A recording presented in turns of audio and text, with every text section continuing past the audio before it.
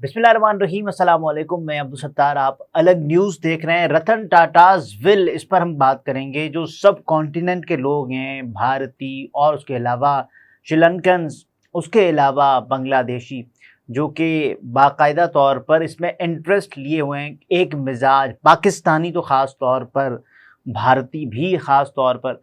और रतन Tatas will में है क्या, उन्होंने एक एहसास की बात की है। उनकी जो प्रॉपर्टीज़ जो वो छोड़ गए, उनकी जो मालियत बनती है, उनकी जो रकम बनती है, वैल्यू बनती है, वो है 10,000 करोड़ भारतीय रुपए, 10,000 करोड़।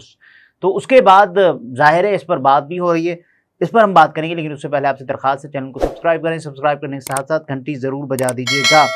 आप देखें कि जो एक ऐसा बंदा जिसके बारे में लोगों ने बाकायदा मीम्स बनाई, और मीम्स ऐसी क्योंकि अक्सर ये कहा जाता है कि हर कामयाब मर्द के पीछे एक औरत का हाथ होता है, और इसको मजाक में उड़ा के लोग ये कहते हैं कि हर नाकाम मर्द के पीछे एक से ज़ायद औरतों का हाथ होता है। तो ये भी अक्सर लोग कहते हैं। लेकिन रतन टाटा के मामले में बहुत सारे लोगों ने ये मीम्स बनाई कि देखिए, एक ऐसा कामयाब बिजनेसमैन के जिसका कोई शरीक सफ़र, शरीक हयात, कोई बीवी वगैरह सब कुछ नहीं था, लेकिन वो कामयाब तरीन आदमियों, कामयाब तरीन इंसानों में से एक थे। रतन टाटा, जो कि बिजनेस में अपनी मिसाल आप, उन्होंने अपने एम्प्लॉयज़ के लिए, इवन के अपने डॉग के लिए भी एक हिस्सा छोड़ा है। उस पर हम ज़रा बात कर लेते हैं। अब इसमें बताया क्या गया है कि रतन टाटा 9 अक्टूबर 2024, 9 अक्टूबर 2024 उनका इंतकाल हो गया। और ज़ाहिर है बहुत सारे लोग ये कहते हैं कि अब तक जो हिंदुस्तानी फ़ज़ाओं में इसका दुख है वो महसूस किया जा सकता है।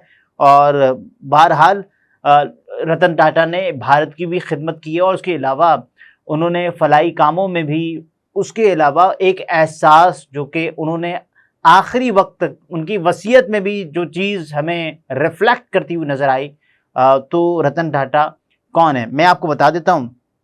रतन टाटा टाटा इंडस्ट्रीज़ को भारत की तरक्की में बहुत बड़ा किरदार अदा करते हुए देखा गया, और इसीलिए टाटा ट्रस्ट के नए मुकर्रर करदा चेयरमैन नोएल टाटा से भी लोगों की बहुत उम्मीदें वाबस्ता हैं। अब ये नोएल टाटा हैं कौन? वो भी रतन टाटा ही के ज़ाहिर है भाइयों, और उसके अलावा उनकी जो लेगेसी है उसको वो आगे चलाएंगे। नोएल टाटा रतन टाटा के वालिद और नेवल एच टाटा की साइमन टाटा के साथ हुई दूसरी शादी से पैदा होने वाले बेटे हैं। लेकिन अब देखें कि उनका एक लिंक बताया जा रहा है, वो मैंने आपके सामने रख दिया।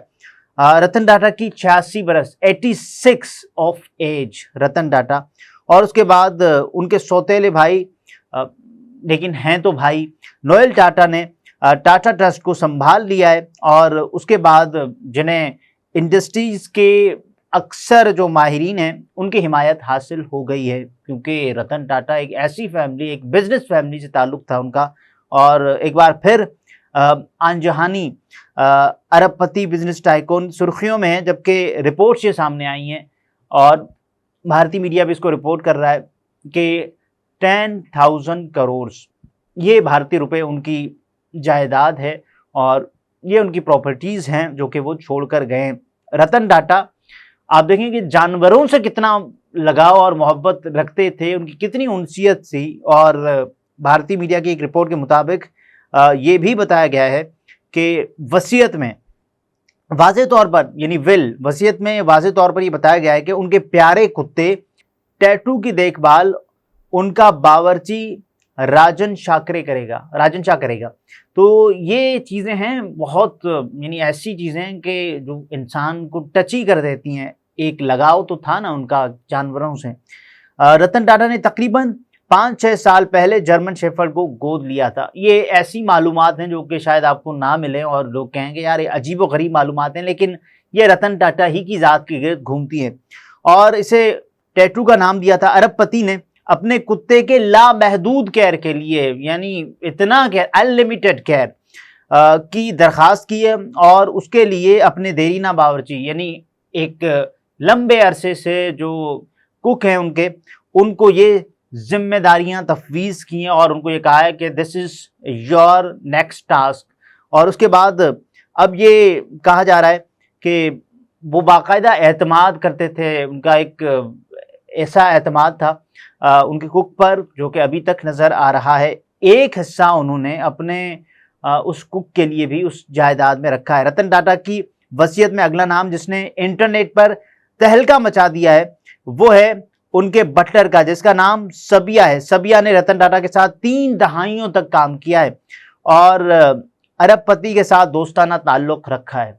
मुख्तलिफ नाम आएंगे और आपको हैरत भी होगी, लेकिन ये आपने देखना है कि रतन टाटा का जो प्रोफाइल है वो कैसा है। बहरहाल रिपोर्ट्स ये भी बता रही हैं कि रतन टाटा सबिया के लिए डिज़ाइनर कपड़े खरीदते थे क्योंकि वो हमेशा उनका ख्याल रखते थे और उनके साथ ख़ानदानी फ़र्द की तरह बर्ताव करते थे।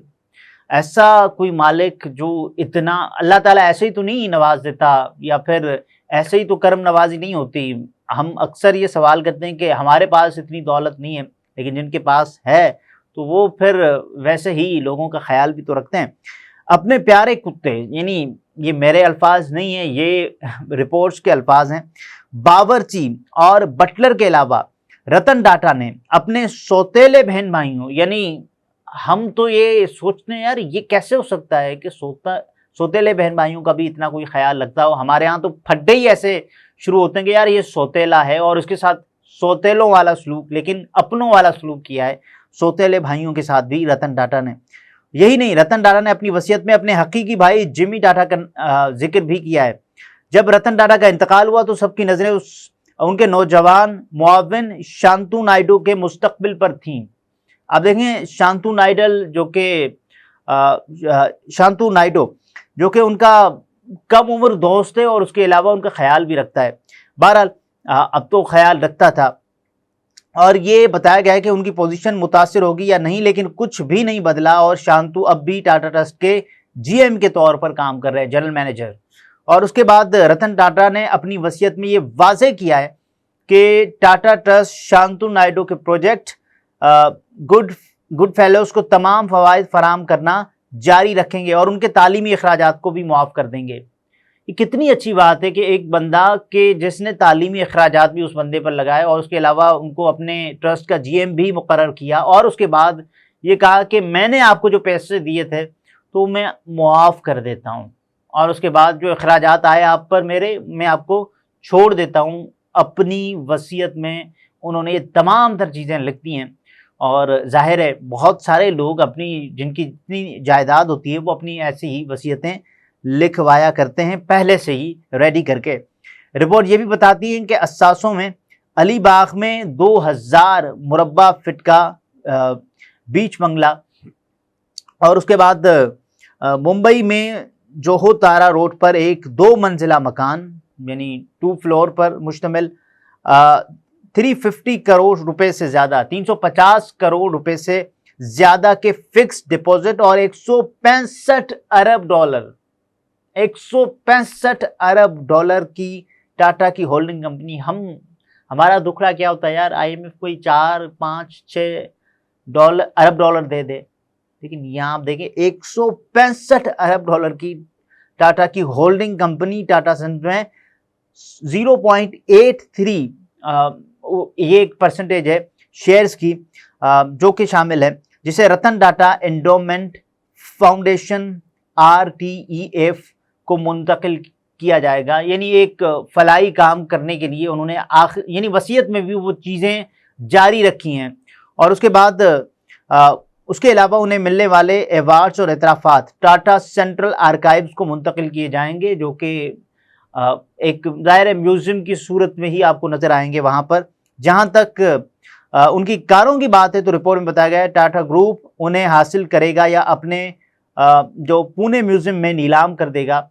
ये एक चीज़ है जो कि रतन टाटा साहब के बारे में इस वक्त रिपोर्ट हो रही है। और उसके अलावा उनके जो कम उम्र दोस्त हैं शांतु नायडू, वो हैं कौन जिसकी दोस्ती का बड़ा चर्चा है।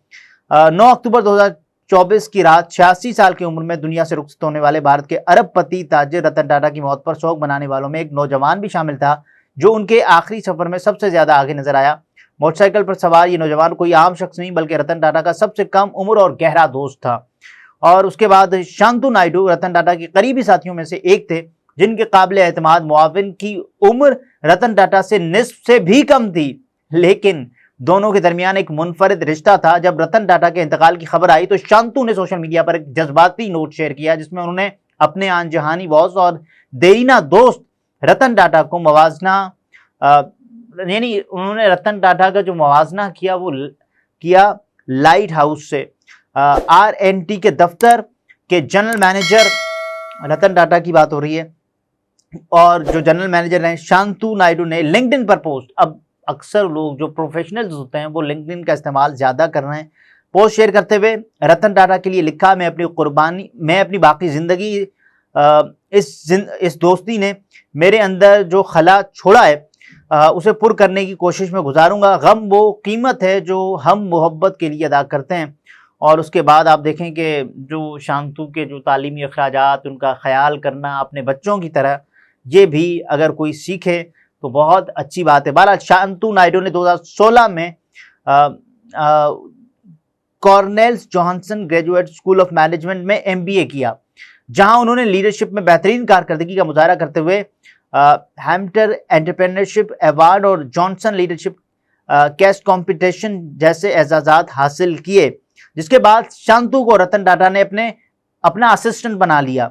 वो बड़ी बड़ी कारोबारी मीटिंग्स में अपने बॉस की मदद और उन स्टार्टअप्स में पर फीडबैक फराहम करते थे जिनमें रतन टाटा ने सरमायाकारी कर रखी थी।